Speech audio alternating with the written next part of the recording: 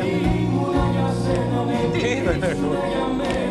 Καιρός λοιπόν για να λογαριαστούμε. Όπα, να φέρουμε και μερικά λουλούδια να έχουμε εδώ, να πετάμε στις οθόνες. Τι θα γίνει? Την ώρα που... Τι θα γίνει όμως? Να πετάμε κανένα λουλούδι. Σταύρο, τώρα στείλω ένα μήνυμα στο φίλο μου. Τι θα γίνει ρε Αντώνη? Πόσο ακόμα θα προσπαθώ να κρατιέμαι νέα για να τα πούμε από κοντά? Έχουν περάσει και 20 χρόνια.